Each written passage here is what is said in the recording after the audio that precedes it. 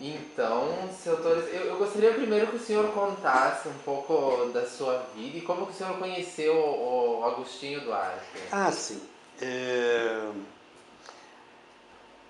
No final dos anos, na década de 60, Portugal começou a encontrar assim muita dificuldade em permanecer nas colónias portuguesas da África, em função dos movimentos de libertação desses povos. Eu digo, quando me refiro aos povos de Cabo Verde, São Tomé e Príncipe, Guiné-Bissau, Angola e Moçambique, foram descobertos, entre aspas, já estavam produzidos, para os portugueses encontrar, como encontrar o Brasil. Essa coisa de se falar que Portugal descobriu o Brasil, já estava aqui, já estava descoberto. Encontrar o Brasil, tá? E em função desse questionamento, e em função também do governo português não determinar a independência desses territórios, descobertas, entre aspas, por portugueses em 1400, 1500, entre 1400 e 1500, os nativos, os donos das suas terras, no fundo eram eles a terra deles, acharam por bem, a partir dos anos 60, na década do final dos anos 50 e começo da década de 60, tá?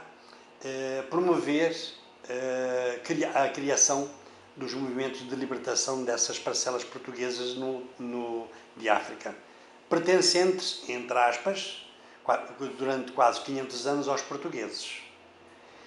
Então se criou um clima assim adverso ao governo português. Quando eu digo governo português, há um senhor chamado António de Oliveira Salazar, que não queria, porque não queria, entregar essas terras, devolver essas terras aos seus legítimos donos. Então, a partir no final de 1960 aproximadamente, começam esses movimentos a processar uma guerra de guerrilhas.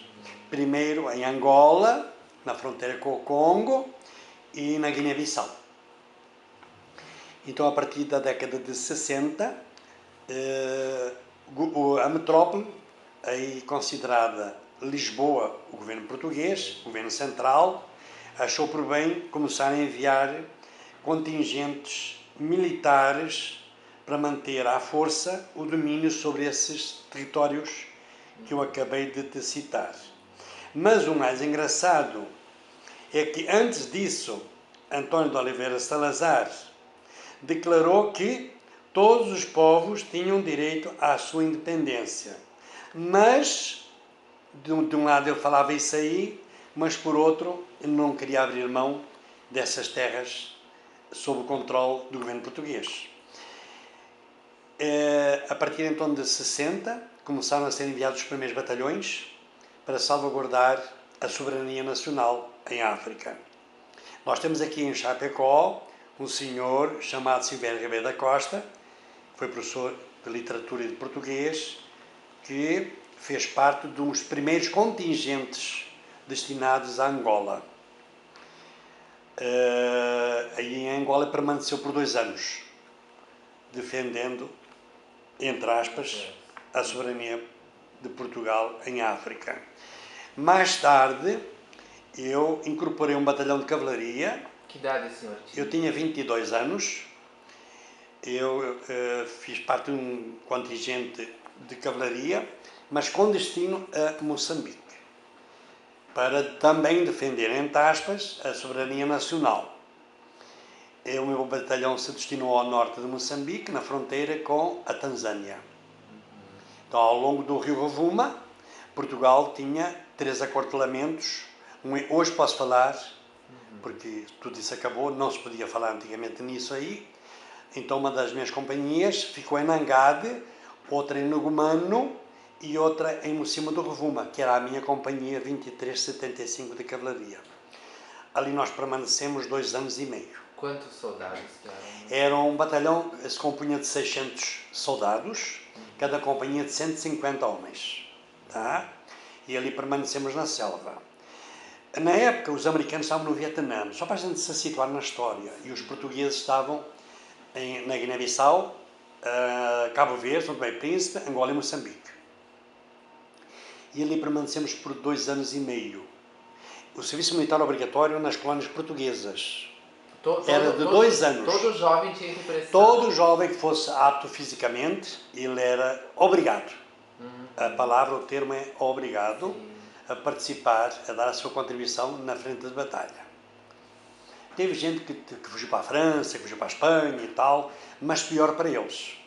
Porque se havia uma ditadura em Portugal, havia uma ditadura na Espanha, comandada pelo generalíssimo Franco. Então, esses jovens, eles eram devolvidos a Portugal e, por castigo, ficavam até mais tempo. Tá? Muitos fugiram também para a França, com aquela ideia louca de se incorporarem à legião estrangeira, queriam ir para a Tunísia, para a Argélia, mas era muito pior do que para a África. E depois se arrependeram, voltaram, aquela história toda. Então eu estive 2 anos e meio, tá? A serviço militar. Como eu gostava muito da África, em função da literatura e de cinema, eu era um apaixonado pela África. Então, naquele momento, eu achei conveniente o meu batalhão voltar a Portugal. E eu, como já estava em África, digo assim, puxa, eu não vou perder a oportunidade de ficar aqui, que era o meu sonho, África, qualquer lugar da África. E aí eu fiquei em Moçambique primeiro. O senhor chegou a lutar na guerra? Eu estive na frente da batalha, eu sou atirador de cavalaria de primeira classe.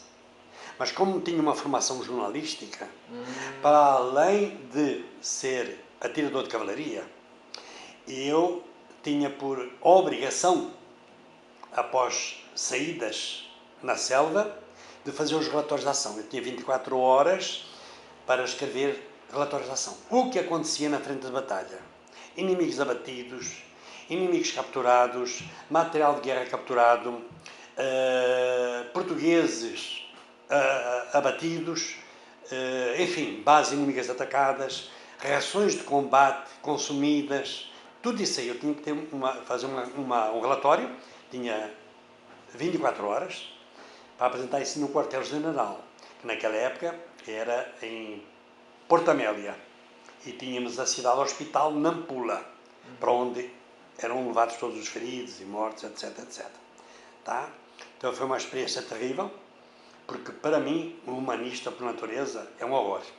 Chorei muito no início, perdendo grandes amigos em combate, amigos meus ficando sem braços e sem pernas, principalmente sem pernas, em função dos artefatos que eles usavam nas estradas de terra batida, chamadas minas anticarro e minas antipessoal.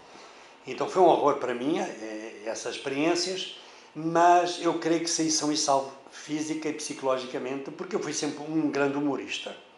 Então eu não ficava pensando, não vou voltar a Portugal sem uma perna, sem um braço. Não.